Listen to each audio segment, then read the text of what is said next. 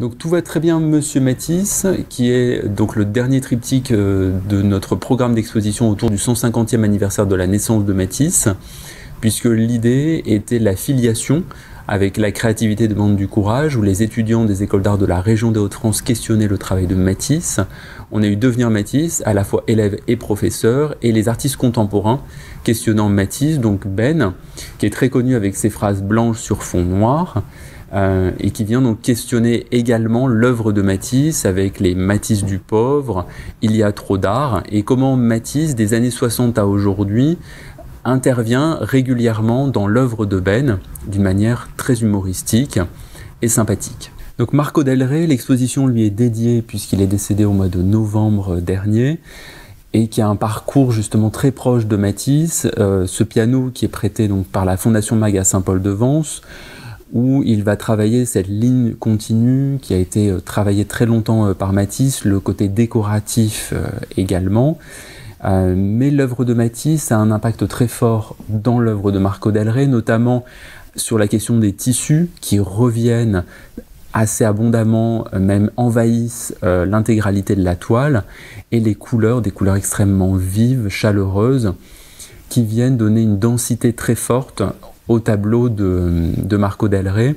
C'était montrer que l'œuvre de Marco Del Rey a un impact très fort avec Matisse. Pour lui, il continue ce travail matissien jusque dans ses formes qui ont été placées sur cette vitrophanie où on retrouve le fauteuil de Matisse, la cage, le bocal de poisson rouge, qui sont des éléments très forts dans l'œuvre de Matisse. Donc une grande partie de l'exposition lui est dédiée parce que sa place était vraiment ici en lien avec Matisse. Eero, qui est un artiste de plus de 80 ans, qui est islandais, dont l'atelier est à Paris, et on a eu ce prêt de ce très grand tableau qui vient de Reykjavik, et c'est montré que dans l'œuvre d'Eero, Matisse revient très régulièrement, et c'est également comment à la fois l'image de Matisse en tant qu'homme a marqué l'esprit comme son travail. Donc il y a des reprises des autoportraits très célèbres de Matisse, dont celui qu'on a dans nos collections à l'étage, la blouse qui est au centre Pompidou, l'autoportrait qui était dans Devenir Matisse. Ici on a également le portrait qu'on avait dans l'exposition précédente, les planches de jazz. Donc beaucoup de pièces très fortes de l'œuvre de Matisse pour montrer à quel point les images ont marqué la mémoire du public et la représentation également de l'artiste. Les lunettes rondes, la petite barbe et le front assez haut, directement le public pense à Matisse. Donc comment on a assimilé à la fois l'image d'un artiste et de son œuvre dans la mémoire collective. Rania Verda, qui est une jeune artiste tunisienne, elle a un peu plus de 30 ans, nous l'avons retenue parce que le travail de Matisse est très intéressant. Elle va chercher Matisse lors de son voyage en Afrique du Nord, le lien avec le motif décoratif, avec le tissu également. Et on a un modèle féminin qui est noyé dans le décoratif et dans le tissu. Elle ne devient plus qu'un portant pour textile. Elle est complètement noyée dans cet univers-là. Donc elle questionne à la fois le modèle féminin, le lien avec Matisse et le tissu, et le côté évidemment décoratif. Et elle va encore plus loin, puisqu'elle a un propos évidemment en lien avec la religion, le port du voile, mais c'est aussi une discussion sur la découpe, parce que c'est un travail très subtil au scalpel, où elle est partie donc enlever de la peau, puisque ce sont des impressions sur peau, et elle a retiré donc les différentes couches pour révéler ces motifs décoratifs et cette peau vie. Donc la peau, ce qu'on ne peut pas montrer à l'époque où ces pièces ont été réalisées en Tunisie, et cette peau donc vit, elle ondule, elle tombe également sur certaines pièces. Donc il y a un côté extrêmement vivant dans son travail qui nous intéressait parce que la filiation maticienne est beaucoup plus subtile, beaucoup plus diluée, mais elle est encore là, et c'est également montrer que les jeunes artistes questionnent encore Matisse sur le lien avec le textile et la place de la femme. Alors le duo KRM, elle est allemande, lui est algérien, ont eu donc une bourse pour passer plusieurs mois donc dans le Sahara, et ils sont partis collecter des échantillons de tissus, également ramasser des tissus abandonnés dans le Sahara, et ils les ont donc cousus Et on a ce patchwork qui sont des mémoires de leurs aventures et de leurs histoires, de ces rencontres également avec ces populations nomades. Et comme Matisse l'a fait toute sa vie, de collectionner des échantillons de tissus, on fait pareil pour montrer la force du textile en termes de mémoire et de passé. Et ils nous ont raconté que le lien était assez fort entre l'Afrique du Nord et le nord de la France, puisque ce passé textile-là, en Afrique du Nord, est en train de disparaître, puisque ces tissus sont utilisés pour les tentes, et de plus en plus, le plastique arrive et surplante justement le textile. Donc comment ces œuvres textiles disparaissent autant dans notre industrie, dans le nord de la France, avec la fermeture des usines, qu'en Afrique du Nord. Je suis Chérif Zerdoumi, je fais partie du duo d'artistes KRM, l'autre moitié qui est aussi mon épouse, qui est Geza Jäger, qui est d'origine allemande. Notre concept est né en 2002, un concept artistique qui partit sur qui fait partie du mur, l'esprit du mur, qui est notre concept artistique à tous les deux. Puis lors d'un voyage initiatique dans le désert, on est tombé amoureux de la belle ville de Tarfaya, l'ancien Cap Juby, là où Saint-Exupéry a écrit son premier roman, là où il s'est inspiré pour écrire Le Petit Prince. Partant de là, nous sommes revenus, etc. Au bout de quelques années, l'envie de créer, au bout de 3, 4, 5 ans, quelque chose comme ça, parce que jusqu'alors on me faisait des photos, n'ayant pas de mur, n'étant pas confronté à l'urbanisation, au mur et toute la tragédie humaine et la consommation, etc., on s'est intéressé aux tissus que portent les dames marocaines, sahraouis, qui sont très divers. Et quand ils sont usés, ils sont installés, cousus dans leurs tentes. On récupère tout ce qu'on peut récupérer de ces étoffes pour en faire une expression, quoi, enfin, une forme des choses qui nous ressemblent, comme ils ont été usagées, puis servis dans une tente, où là où on vit, le lieu de vie, de palabres, d'amour, de rencontres, la vie de nomade, dans le désert. On reprend tout ça pour en faire, cette forme d'expression qui nous est propre. Quel lien entretenez-vous avec Matisse? Mais le lien, il est le fait que Matisse a séjourné au Maroc, le fait que Matisse a travaillé également le tissu, qui s'est inspiré, qui a été aussi son ADN, on va dire. Ce sont ces liens-là. Parce que ce dont j'ai l'impression, c'est qu'il y a une filiation avec les papiers découpés. Effectivement, effectivement. C'est ce qu'on fait avec le tissu, mais bon, s'ils faisaient le papier, nous c'est tissu, c'est pour ça que je n'ai pas fait le rapprochement directement comme ça. Oui, on prend puis la couture pour nous n'est pas primordiale. C'est plus, il faut que ce soit tout brut, tout, on va dire, sans chercher à faire un point. Faut que ce soit sincère. Voilà, l'œuvre, il faut qu'elle soit sincère. Voilà.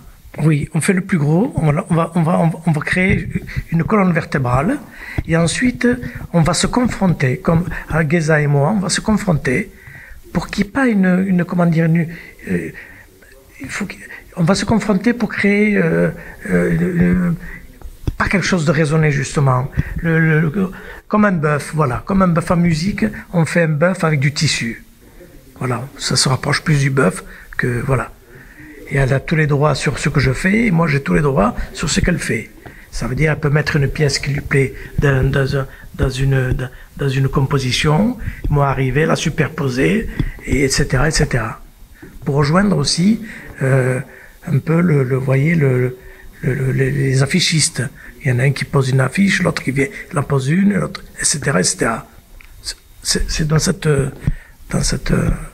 forme qu'on travaille.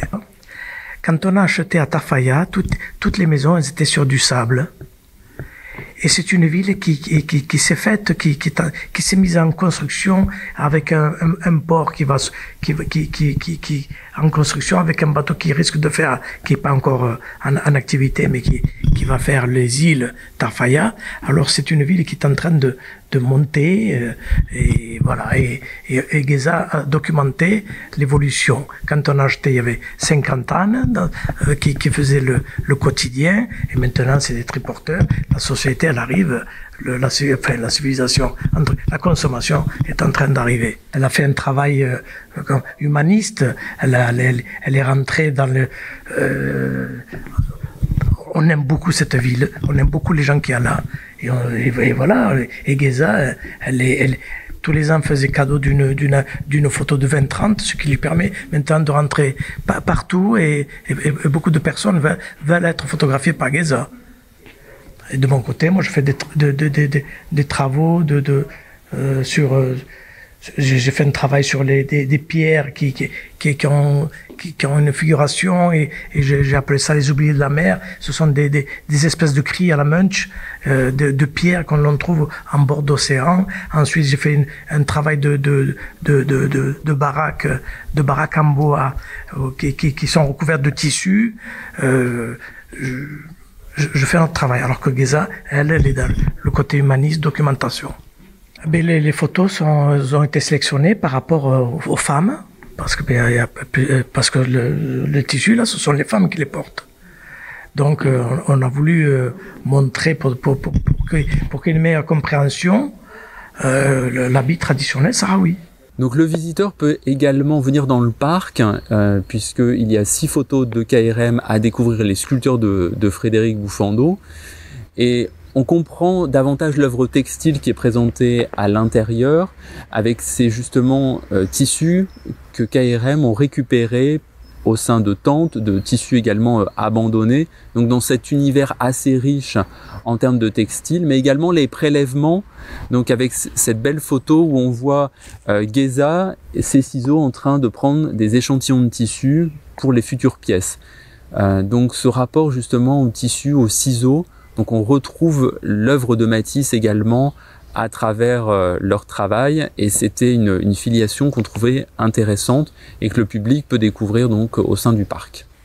C'est à l'intérieur d'une tente, on appelle ça Khaïma, et c'est une jeune femme sahraoui, marocaine sahraoui, dans sa tente, dans son lieu de vie. Là, elle était avec son portable en train de chercher le réseau. C'est le seul endroit où elle pouvait capter. Elle devait peut-être parler avec une de ses parentes dans la ville, ou bien dans un autre endroit du désert. Alors là, on peut voir un intérieur avec les tissus qui est tapissé de tissus traditionnels, de sahraoui. Et voilà, comme je disais tout à l'heure, quand il y a parfois un petit accident accro, c'est rapiécé avec ce que l'on trouve, et au fur et à mesure du temps, il y a une espèce d'enchevêtrement et de superposition de tissus, et c'est ça qui nous a inspirés. Comme les murs des affichistes, comme les murs avec les affiches dont les affichistes des années 50 se sont inspirés pour faire leur travail, nous avons utilisé la superposition du tissu pour faire notre travail textile. Patrick Montagnac, nous l'avons retenu parce que il questionne Matisse, mais différemment. Ce sont donc des œuvres avec du béton acrylique sur toile. Et là, on est sur une vue aérienne donc de Tahiti, un déplacement très important pour Matisse, puisque dans nos collections, nous avons Fenêtre à Tahiti. Donc c'est une île vue du ciel, puisqu'il est également pilote d'avion. Et on a un travail très subtil au niveau de la matière, entre cette matière assez dure, du béton très sensuel de l'acrylique. C'est invite évidemment au toucher, même si on ne peut pas le faire au musée, mais il y a quand même une volonté très sensuelle en lien avec la matière. Et Patrick, justement, a fait plusieurs clins d'œil à l'œuvre de Matisse, que ce soit avec la Corse, Tahiti, le noir est une couleur.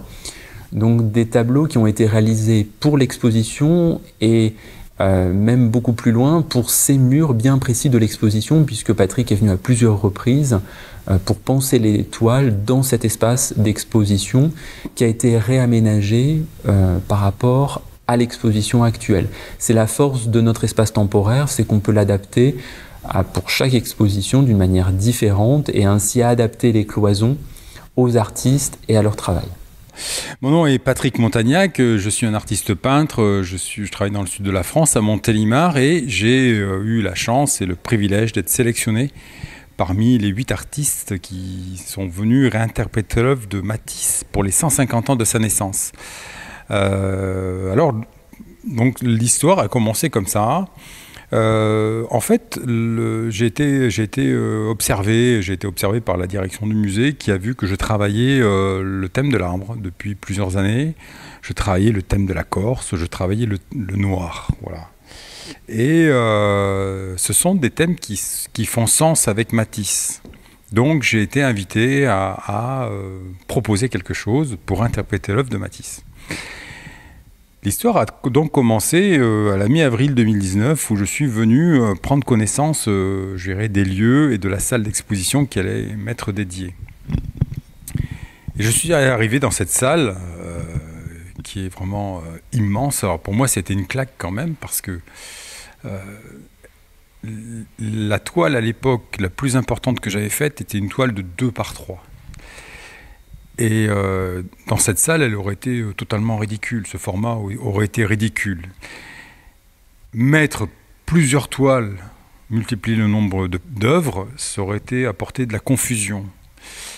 Donc je me suis assis là, par terre, en fin de journée, il était 18h, et j'ai observé la salle, j'ai observé ce puits de lumière, j'ai observé la configuration particulière, les hauteurs de plafond différentes, le passage du public, un pilier, et au bout d'une heure, je ne vais pas dire que les toiles étaient conçues dans ma tête, mais j'avais la ferme intention de réaliser du monumental. Voilà. Et je suis parti avec une énergie folle qui m'a permis de tenir les 6 mois nécessaires à la réalisation de ces grands formats. Voilà, ça c'est important. Chaque toile a été faite pour l'endroit même qu'elles occupent aujourd'hui, pour l'espace qu'elles occupent, pour le mur qu'elles occupent.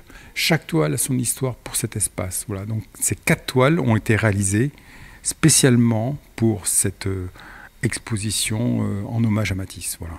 Dans un premier temps, on a l'arbre, le grand arbre. C'est une toile qui fait 2 mètres par 5 mètres 30. Et en fait, cette toile, ce thème de l'arbre, il est bien sûr... il est riche à Matisse, puisque Matisse a réalisé en 1951 cette toile à la Villa Natacha à Saint-Jean-de-Cap-Ferrat, où il a réalisé une mosaïque en fait. Voilà. Et donc moi-même, comme je le disais, je travaille le thème de l'arbre depuis des années et je suis allé chercher à la Tête d'Or, comme Matisse, j'ai appris à dessiner un arbre. Comment était fait un arbre? D'abord, on va voir les arbres pour savoir comment ils sont faits. Et je ne savais pas que Matisse a eu la même approche. D'ailleurs, donc j'ai été surpris parce que Matisse a été interpellé par les vides dans le cœur des arbres. Entre les branches, les feuillages. Et moi, c'est la première chose que j'ai vue et que j'ai observée quand je suis allé au parc de la Tête d'Or. Donc voilà, c'est un partage avec Matisse, sans le savoir. Et j'ai retenu l'essence, qui est le cèdre du Liban, qui est majestueux, qui a des branches à longue portée. Donc ça, c'était important. Et c'est une forme qui rentre bien dans les formats rectangulaires. Et donc, comme Matisse, donc, j'ai travaillé le thème de l'arbre.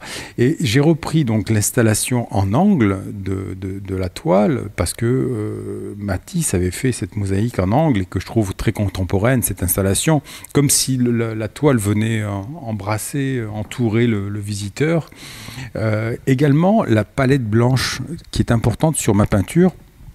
La palette blanche, en fait, sur les reliefs, génère des filets sombres qui rappellent la gouache noire de Matisse sur cette mosaïque blanche. Voilà. Et un autre point important, là, qui vient se conjuguer avec Matisse, je dis bien, c'est que on observe sur la toile des filets, ce que j'appelle des drapés. les drapés de la matière, se draper de la matière. Et se draper, ce sont les prémices d'une tempête. Donc les prémices d'une tempête qui nous fait écho à la pensée de Sénèque. La pensée de Sénèque, c'est plus un arbre est secoué par le vent, plus ses racines se renforcent. Alors si pour Matisse, l'arbre, c'était le symbole du cygne, pour moi, c'est le symbole de la racine. Parce que la racine, plus un homme a des racines solides, plus il a des valeurs solides, plus il pourra résister aux tempêtes de la vie. Voilà, c'est ce que je peux dire sur cet arbre et cette œuvre interprétée et tirée du Platane de Matisse. Voilà. Alors voilà la Corse, comme elle est belle cette Corse, 2,50 m de hauteur, 1,50 m de largeur. Cette Corse, elle est magnifique. Alors, le thème de la Corse, il était important parce qu'il est venu catalyser toute l'œuvre de Matisse. En 1898, Matisse part faire son voyage de noces en Corse avec Amélie Parère et il va découvrir sur place, en fait, la couleur. Matisse découvre la couleur sur place. Alors, la Corse, je travaille ce thème également depuis des années. Et de cette Corse, j'ai tiré toute une collection, regard sur les îles, où j'ai fait d'autres îles, comme les Seychelles, comme la Jamaïque, comme la Nouvelle-Calédonie, la Guadeloupe, etc. Toute une collection qui s'appelle Regard sur les îles. Et ça faisait sens que je réinterprète cette Corse. Donc j'ai tracé au charbon de bois les contours de cette Corse, et je suis ensuite venu j'irais façonner le relief dessus, voilà. Et on la voit aujourd'hui, elle est magnifique, elle est bien éclairée, elle est debout, elle est fière, elle porte toutes ses valeurs, des valeurs très symboliques qui sont la Corse, la beauté, mais aussi la fragilité aussi, voilà. En fait, c'est 30 ans plus tard que Matisse va aller découvrir Tahiti. En fait, son souhait, ça a été d'aller voir la lumière de l'autre côté de l'équateur. Alors Matisse, il a pris le bateau, imaginez en 1930, il prend le bateau, 30 ans après avoir découvert la Corse, il prend le bateau de Paris, il relie New York, San Francisco en train, et il prend le bateau, il traverse le Pacifique, il découvre la Tahiti. Donc ici, c'est une toile qui fait 1,50 m de hauteur sur 2,50 m de long. C'est un relief, une toile. Alors, j'ai inversé l'orientation géographique du motif pour donner beaucoup plus de légèreté, pour donner de la légèreté. Et en fait, c'est un peu déroutant, mais la vision d'un pilote, quand on arrive sur un territoire, c'est jamais des mêmes horizons. On peut venir de tous les horizons, et c'est aussi une façon de dire sur une toile, il n'y a pas d'angle de vue définitif. Voilà, on peut regarder la toile de différentes orientations. Le motif est placé sur la gauche de la toile, et ensuite je laissais un drapé, une dynamique qui apporte beaucoup de légèreté à cette toile. Voilà, c'est Tahiti. Voilà. Alors ici, on a les couleurs du noir. Alors les couleurs du noir, c'est un véritable aboutissement et un surpassement de mon travail. Là, on est vraiment dans la monumentalité. On est dans cette monumentalité, en fait, qui est liée à la configuration de la salle. La difficulté était que la hauteur était limitée, il fallait passer sur un diptyque horizontal.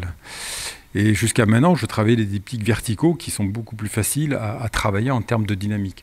Donc cette horizontalité, elle a nécessité d'aller réaliser un fil d'Ariane, donc qui est la veine principale de cette toile. Et pour la réaliser, cette veine, il a fallu la tracer. Et je me revois encore à 3 h du matin en train d'essayer de tracer cette veine de façon équilibrée, j'y arrivais pas. Alors je me suis rappelé de la leçon de Matisse, qui était de mettre au bout d'un manche, au bout d'un bambou, de mettre un crayon. Et je me suis équipé, et en un quart d'heure, j'ai pu tracer cette courbe d'une façon parfaite. Voilà. Donc c'est la leçon de Matisse qui m'a ramené vers ça. Donc ça, c'est très intéressant. Ensuite, le choix de la palette de couleurs noire, donc bien sûr, c'est un petit clin d'œil à Soulages, mais aussi, c'est surtout, pourquoi le noir avec Matisse, c'est que Matisse nous a dit, le noir est une couleur en soi qui résume et consume toutes les autres. Et en fait, voilà, donc j'ai voulu mettre en œuvre le noir. Et là, on a notre noir de carbone, on a notre noir de Mars qui tire sur le brun, le noir d'ivoire qui tire sur le gris. Et dans le premier volet, dans ce premier panneau, le noir carbone canalise l'énergie. Et ensuite, sur la deuxième partie du panneau, on a une diffusion de l'énergie. Et cette diffusion d'énergie, elle passe par ce prisme. Et ce prisme, pour moi, il est important parce que quand je parle du caractère éphémère de l'existence, quand on voit que les montagnes sont érodées par le temps, et même les montagnes ne peuvent pas résister au temps, je me dis que en fait, c'est aussi un sablier géant, là. C'est aussi un sablier géant qui égrène le cours de la vie. Alors il égrène peut-être le temps, mais peut-être qu'il est aussi figé pour l'éternité. Voilà, on ne sait pas. Frédéric Boufondeau, qu'on a invité donc dans le parc, avec toute sa poésie, où on a des formes colorées qu'il a réalisées selon une méthode extrêmement précise et détaillée. Et on retrouve la poésie des papiers gouachés découpés de Matisse, qui sont pleins de touches colorées, qui sont venus donc investir le parc. Et ce sont donc des notes pleines de poésie, de sensualité également, qui viennent donner de la couleur à ce parc qui va évoluer, puisque l'exposition dure quasiment sur les 4 saisons. Donc on va pouvoir regarder les œuvres à chaque fois avec un regard différent, puisque la nature dialogue avec ses sculptures. Frédéric Boufondeau, artiste, peintre, plasticien. Je dis plasticien parce que mon travail de sculpture découle de ma peinture, ainsi que mon travail de lumière, néon, de dessin, et aujourd'hui de mobilier. Donc voilà, je dis plasticien au sens large du terme. Mes liens avec Matisse, on peut rapprocher mon protocole, une partie de mon protocole de dessin des papiers découpés de Matisse. C'est-à-dire que Matisse a, pendant une bonne partie de sa vie, a utilisé le papier découpé, gouaché, pour recréer des peintures, pour recréer des tissus, des tapisseries. Et donc ce processus de découpe de papier gouaché, on peut dire que j'ai un parallèle avec cette technique parce que moi j'ai un protocole de dessin dans lequel je découpe aussi, non pas avec une paire de ciseaux comme Matisse mais au cutter.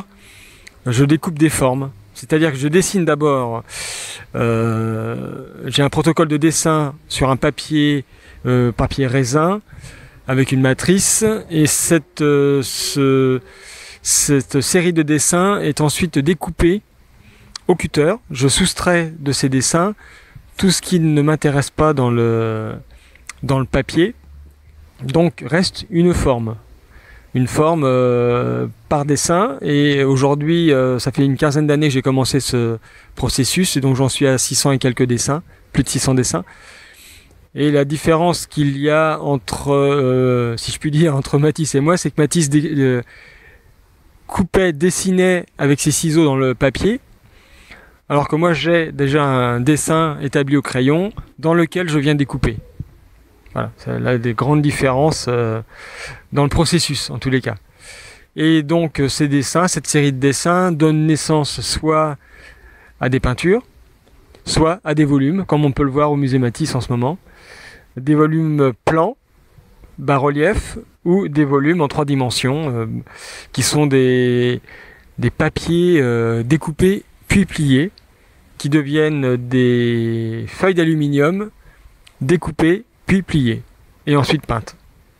Je ne peux pas dire, je peux pas prédire ce que Matisse aurait fait s'il avait vécu 30 ans de plus, mais j'imagine que il aurait peut-être amené une vie différente, supplémentaire à ses dessins découpés au papier. Et moi, en tous les cas, j'ai déplacé cette série, c'est-à-dire que mes papiers découpés ont démarré en 2005, Et mes formes pliées en volume sont apparues 8 ans après, 2013. Donc il y a eu tout un laps de temps où ces formes ont vécu sur toile, ont vécu posées au mur, sous forme de mobile, suspendus, des papiers pliés, suspendus au bout d'un fil, avant de passer avec le matériau métal. Et qui dit matériau métal donne une possibilité d'échelle beaucoup plus grande que le papier qui reste souple. Et donc, si je veux faire des volumes à l'échelle que j'utilise aujourd'hui en papier, je n'obtiens pas le même résultat puisque le papier est souple. Voilà. Certaines pièces existaient déjà, mais les pièces qui existaient déjà ont trouvé un autre positionnement. J'avais déjà montré quelques pièces dans un musée en 2017 et la plupart des pièces montrées au musée Matisse aujourd'hui étaient suspendues au mur. Notamment, il y avait, si je compte, à peu près 7 sculptures montrées au musée Matisse qui étaient suspendues au mur dans cet autre musée au préalable. Donc je considère que mes sculptures s'adaptent au lieu où elles sont montrées. Alors elles peuvent quitter le mur pour se retrouver au sol ou vice-versa. Donc changeant complètement de position, de point de vue et d'histoire. Il y a des pièces qui ont été conçues spécialement pour le musée. Une série de 9 petites sculptures qui sont positionnées sur un des côtés du parc ont été créées spécialement pour le musée. D'autres sculptures ayant quitté le mur pour se positionner au sol ont changé de couleur. Et puis dans le musée même, je suis intervenu sur des stores. Là c'est une création in situ. Et puis un mobilier que j'ai créé spécialement pour l'exposition, qui est une table basse, qui est le début d'une aventure, qui est aussi née de papier découpé et collé, et qui là par contre prend la forme d'un mobilier qu'on peut retrouver après en mobilier de maison, quoi, en fait, mobilier, entre sculpture et mobilier. L'exposition est visible jusqu'au 17 janvier 2021. Tous les jours, sauf le mardi de 10h à 18h. Il est recommandé de réserver son créneau horaire puisque nous sommes limités à 50 personnes à un instant T. Et le musée est gratuit pour les cathésiens, les mineurs également. Et nous avons un programme donc d'ateliers, de conférences qui est visible sur notre site internet.